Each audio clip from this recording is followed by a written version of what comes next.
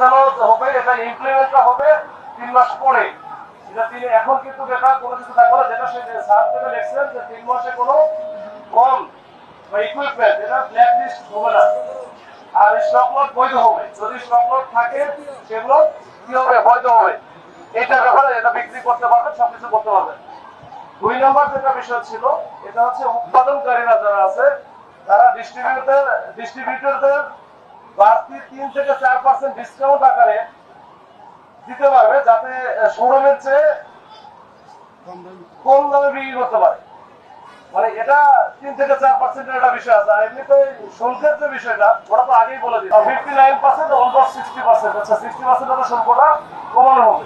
এর বাইরে যে কথা বললাম এই দুটা বলেছে, এই 2-3 মাসের মধ্যে কিন্তু এটা কার্যকর হচ্ছে না, এই 3 মাস পরে হবে। তো এইটা মানে অনেকের মধ্যে ভুল বোঝাবুঝি আছে। আচ্ছা এই হচ্ছে দুইটা বিষয় একটু ক্লিয়ার করার জন্য আরেকবার আমি আসলাম। আমার মোটামুটি বক্তব্য শেষ। আর আরেকটা বিষয় তো অনেকে বলতে পারেন আজকে হয়তো বা আন্দোলন করতে গিয়ে কিছু পুলিশের সাথে ধাওয়া পাল্টা ধাওয়া এই ইট পাটকেল নিক্ষেপ হয়েছে, পুলিশের অনেকে আহত হয়েছে, আপনাদের অনেকে আহত হয়েছে। এখন এটাতে 8-9 জন বা 10 জন ধরা হয়েছে, 11 জন।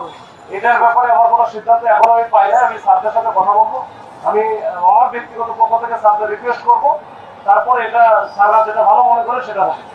ঠিক আছে, আমি আমার তরফ থেকে সর্বোচ্চ